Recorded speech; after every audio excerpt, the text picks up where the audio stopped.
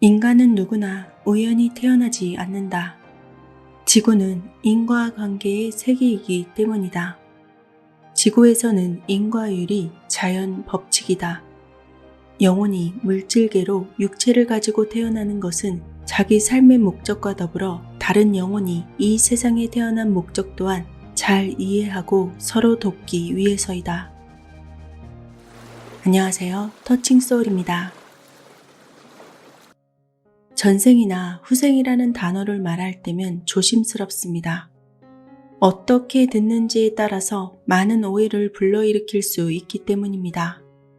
안 좋은 일이 일어나거나 열심히 사는데도 자꾸만 삶이 힘겨운 것이 다 전생이 원인이 될 수 있다고 말하면 기억도 못하는 전생 때문에 지금을 힘들게만 살아야 한다는 것이 억울하기도 하고 쉽게 받아들여지기 힘들기 때문입니다. 잘못 받아들일 경우 내가 전생에 무슨 죄를 져서 이렇게 살고 있지? 이렇게 전생 탓만하면서 지금의 삶을 더 힘겹게 바라볼 수 있기 때문입니다. 아무리 노력해도 전생 때문에 나아지지 못한다면 열심히 살아서 뭐해? 라는 생각을 하시는 분도 계실 것입니다. 저도 그런 생각을 많이 했었습니다. 한번 태어나서 죽으면 끝이라는 생각을 가지면 도무지 벌어지는 일들이 이해가 가지 않지만 지식을 습득하기 위해서 여러 생을 거듭한다고 생각하면 나름 인생이 일리가 있다는 생각이 듭니다. 윤회나 환생은 맞다 틀리다로 확정지어 말씀드릴 수는 없을 것입니다. 하지만 여러분의 삶에 도움이 될 수 있다면 지금보다 조금은 마음을 열어둘 필요가 있다고 생각합니다. 여러 생이 존재한다는 것은 내가 왜 이 세상에 태어나서 살아가야 하는가에 대한 근본 이치를 깨닫기 위한 것입니다. 윤회와 환생의 사이클에 따라서 현생에 태어난 영혼은 저마다 스스로가 세운 영적 계획과 약속을 가지고 태어난다고 합니다. 우리가 살아가고 있는 삶의 전개가 결코 우연히 시작되지 않았다는 말입니다. 이전 생에서의 카르마가 현생으로 이어지고 그에 따라서 여러 가지 상황들이 만들어진다고 합니다. 그러한 상황들 역시 자신의 영혼 스스로가 세운 계획에 따라 벌어진다고 하는데요. 그러한 계획들의 가장 첫 단계는 부모를 선택하는 것이라고 합니다. 내가 태어나서 맞이하게 될 부모가 어떠한 사람인지 이미 알고 시작한다는 것이죠. 물론 그렇게 약속과 계획을 세웠던 영혼이 새로운 자궁을 통해서 새로운 삶을 다시 맞이하게 되면 모든 기억은 사라진다고 합니다. 그것이 내 계획이었는지 모른다는 얘기죠. 나에게 닥치는 상황들이 내 계획이었었는지 잊어버린 채 태어난다는 것입니다. 이전에 박진현님의 책을 소개해드린 적이 있습니다. 정말 흥미롭고 재미있게 읽었던 기억이 있어서 다른 책을 소개해드리고 싶었습니다. 다른 사람의 전생을 읽고 현생을 살아가는 지혜를 일러주는 전생 리딩가 박진현님은 말합니다. 우리의 영혼이 입고 살았던 육신이라는 옷을 삶이라는 정상적인 방법으로 세척하지 않는다면 그 작업은 윤회를 통해서 다시 반복될 것이다. 만약 우리가 모르는 차원의 누군가가 우리 영혼을 지구라는 세탁기에 넣어서 빨래를 한다고 가정해보면 그 존재는 깨끗하게 세척되지 못한 우리의 영혼이라는 빨랫감들을 모아서 다시 지상의 빨래터에 내놓을 것이다. 그래서 삶은 놀라운 반전의 기회와 같다. 더러워진 옷을 깨끗하게 할 수 있는 기막힌 찬스이다. 삶에 오염된 우리의 영혼과 육신을 깨끗하게 세척할 수 있는 천연세제는 바로 착한 의지로 행하는 선행일 것이다. 많은 의문점이 들거나 거부감이 들 수도 있습니다. 하지만 이 또한 삶의 본질을 이해하는 데 좋은 공부가 된다고 생각하시고 편안하게 들어봐 주시기 바랍니다. 박진현님의 진정한 나를 찾아가는 전생 리딩 이야기. 당신의 질문에 전생은 이렇게 대답합니다. 이 책의 내용을 일부 전해드립니다.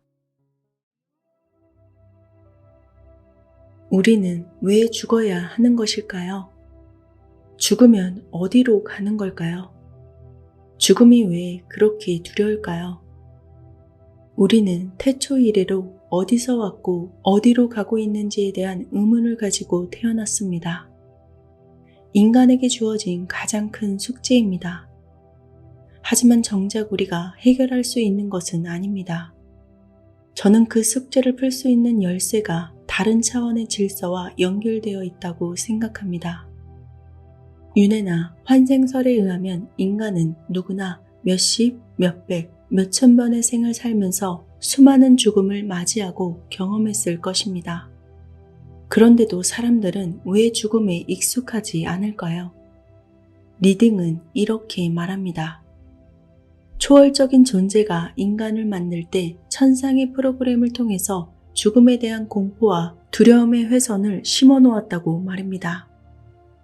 인간에게 죽음에 대한 두려움과 공포가 없다면 힘을 가진 악한 사람들은 누가 어떻게 제어할 수 있을까요? 힘없는 사람들은 어떻게 살아가고 인간 세상의 질서는 어떻게 될까요?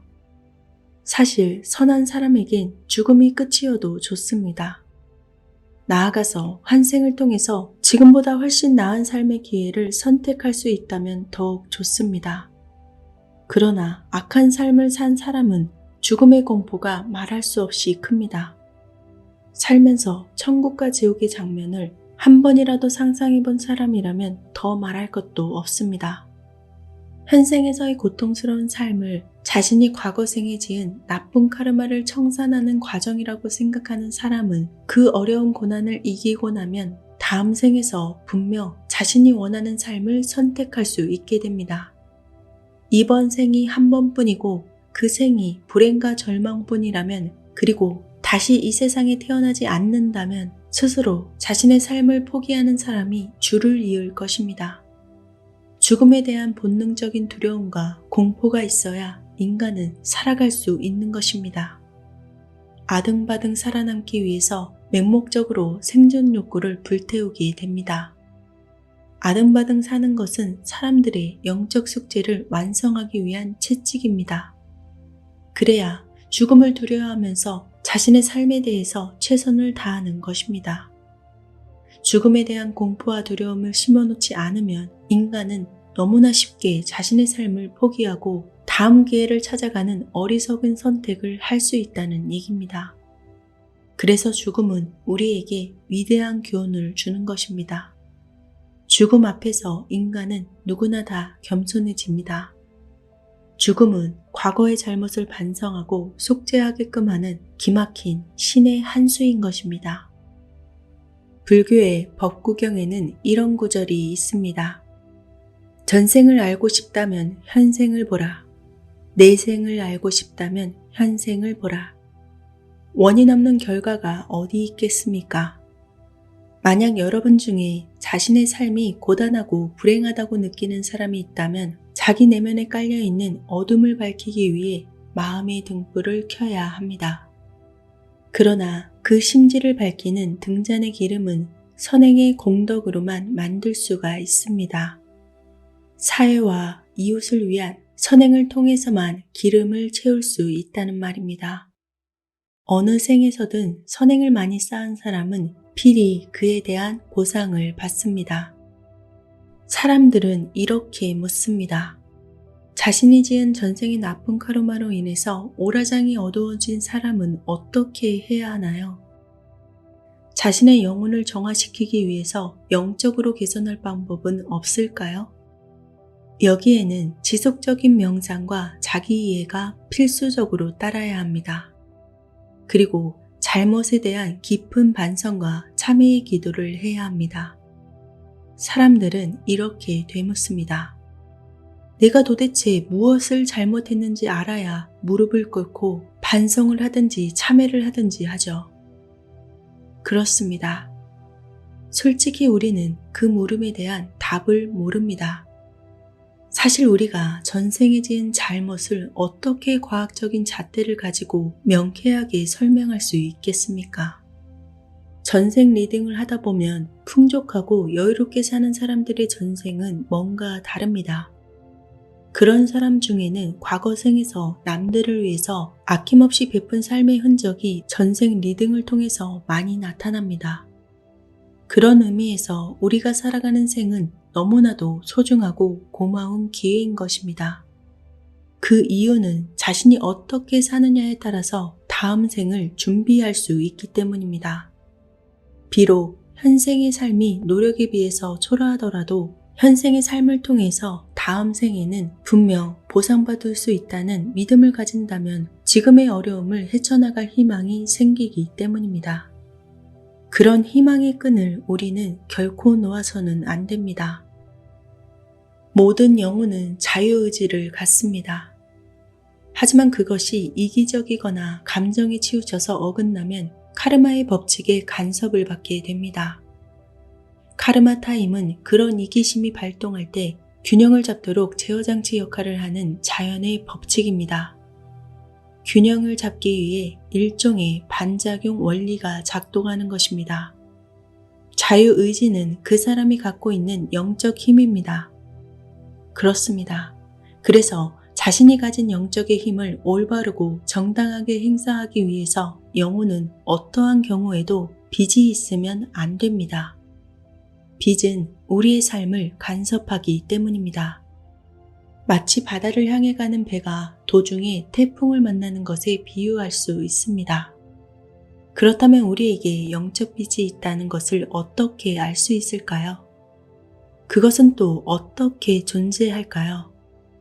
도대체 그 빚은 어디에서 시작되는 것일까요? 이러한 질문은 참으로 어려운 질문입니다. 인간의 한계 때문에 우리의 의식 구조로는 답을 찾을 수가 없습니다. 만약 인간을 창조한 누군가가 있다면 애초에 우리가 그 답을 찾을 수 없도록 설계했는지도 모릅니다. 우리는 육체를 가지고 태어나는 순간부터 생로병사로 시작되는 삶의 질서 속에서 기쁨보다는 슬픔에 더 많은 영향을 받고 살아갑니다. 우리의 의식은 행운보다는 불운에 더 잘 견디도록 만들어져 있다고 저는 생각합니다. 우리의 인체 구조가 슬픔에 더 잘 적응하도록 되어 있다는 얘기입니다.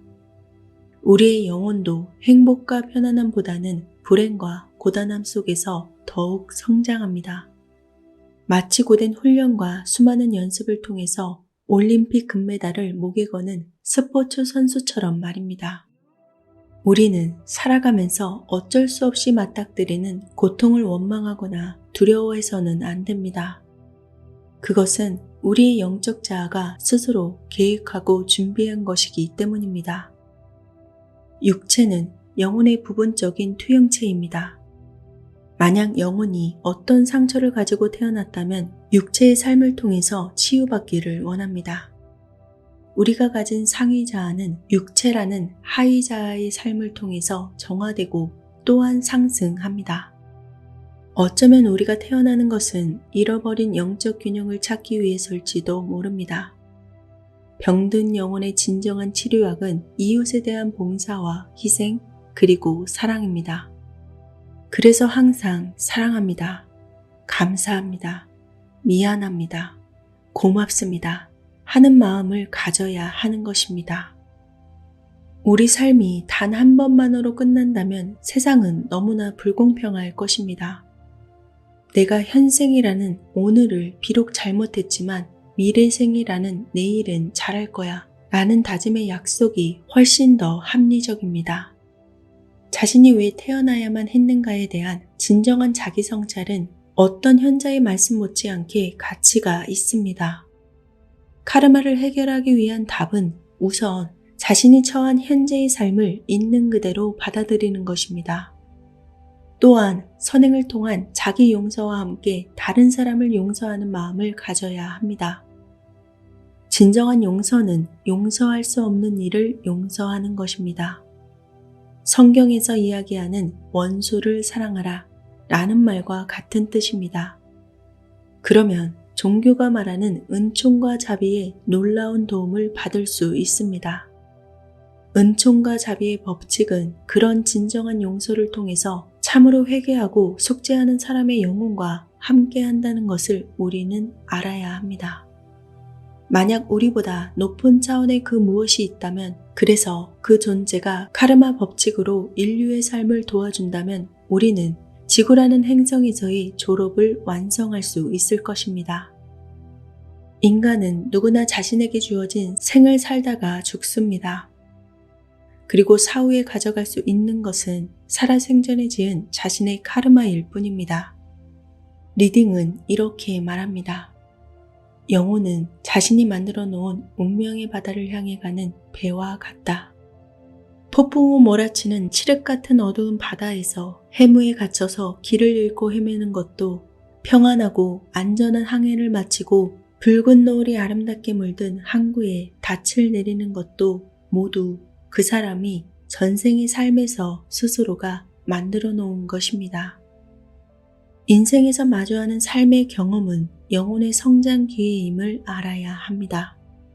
그 경험이 비록 괴롭고 힘든 것일지라도 영적 성숙의 자양분임을 우리는 분명히 깨달아야 합니다. 전생이 주는 영적 메시지는 우리가 이번 생에서의 삶을 어떻게 살아가야 하는지에 대한 숙제를 내고 그 문제를 풀 수 있는 답을 제시하는 것입니다. 우리의 영혼이 육신의 몸을 가지고 태어나는 것은 윤회와 환생의 사이클에 따라서 끊임없이 발전하고 진화해 간다는 뜻입니다. 인간의 가장 상위적 존재인 보호령, 지도령 또는 수호령이라고 하는 영적 프로그램 작성자는 어떤 사람이 가지고 있는 업의 정보를 기본값으로 전제하고 그 관계를 설정합니다. 그중 부모와 자식 관계는 서로 영적으로 성장하고 진화해 가는데 궁극적인 의미와 목적이 있습니다. 운명이란 영혼이 스스로 의지를 가지고 살아가면서 관계를 다져가는 과정입니다.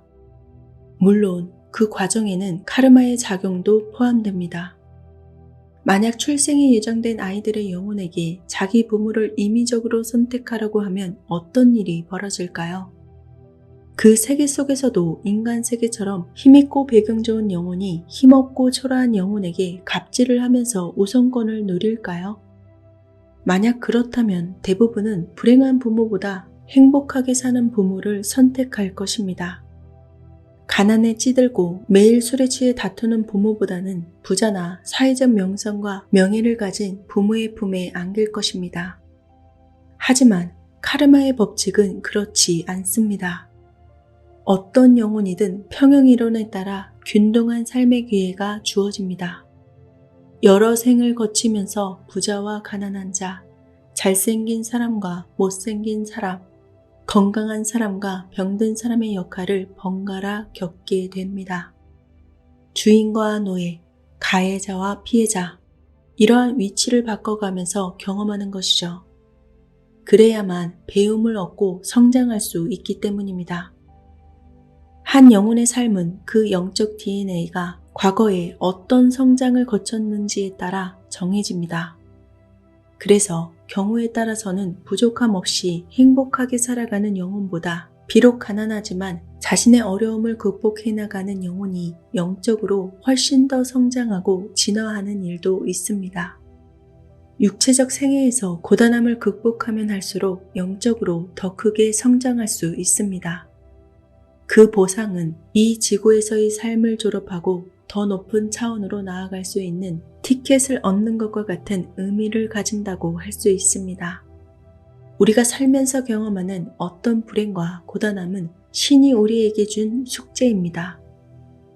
한 70대 할머니의 사례에서는 많은 아기가 울면서 함께 등장했습니다. 그런 영적 현상을 이야기하자 할머니는 종갓집 종손의 맏며느리로 시집을 갔다고 했습니다.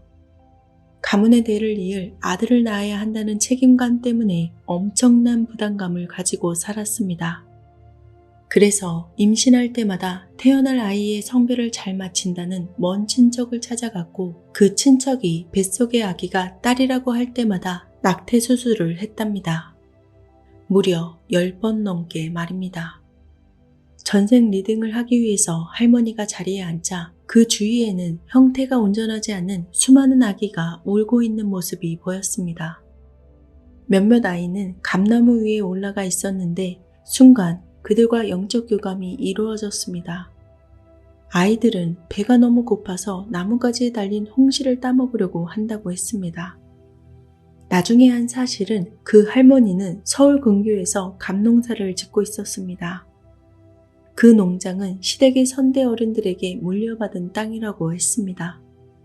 상담을 끝내고 나서 저는 할머니에게 감나무마다 이름을 붙여주고 감농사가 잘 되는 해에는 꼭 절에 가서 태어나지 못한 아기들의 명복을 빌어주라고 말했습니다. 어느 60대 부부의 사례입니다.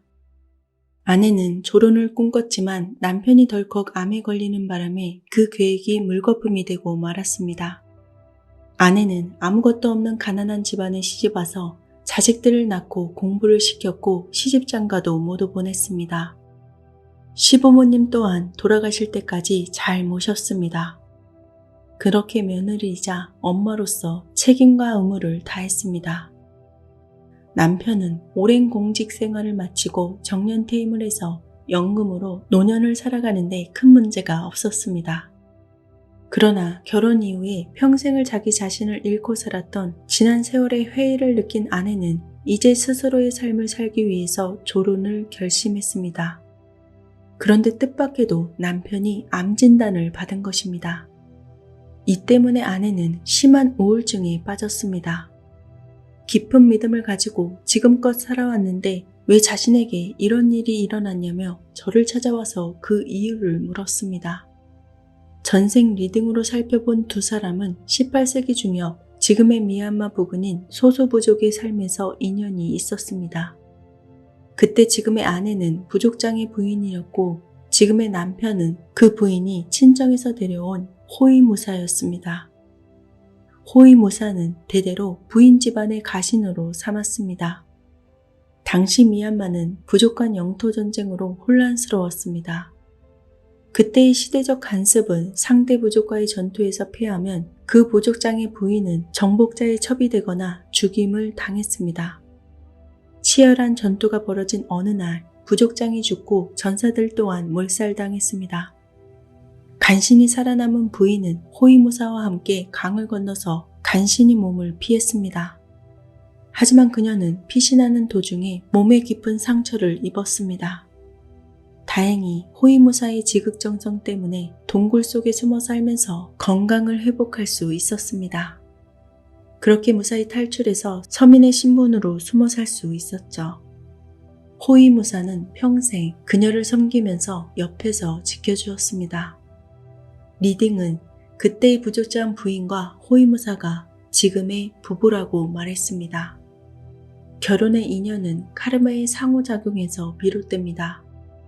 그 영적 작업이 아무리 어렵고 고단해도 이번 생에서 서로 만나서 해결해야 합니다. 결혼 생활의 또 다른 의미는 서로의 카르마를 해결하는 업의 정화작용입니다. 리딩은 두 사람이 지금의 어려움을 함께 풀어나가는 동반자라는 마음을 가져야 한다고 했습니다. 전생에서 호위무사에게 받았던 은혜를 현생에서 병든 남편의 옆을 지킴으로써 갚아내야 한다고 했습니다. 그리고 남편은 선대부터 지은 살생의 과보를 암이라는 병으로 앓음으로써 그 대가를 지불하고 있는 것이라고 했습니다. 지금 부부에게 일어난 일련의 일들은 그들이 가지고 태어난 영적 계획의 일부입니다. 또한 아직 해결해야 할 숙제가 남아있기 때문에 조론을 해서는 안 된다고 리딩은 말합니다. 청산을 해야 할 숙제가 남아있는 삶은 인내심을 가지고 극복해내야 합니다. 지금의 아내는 어려움에 처해 있는 남편을 옆에서 지키고 도움으로써 전생에 지은 카르마를 정화하고 영적으로 발전해 나갈 수 있는 것입니다.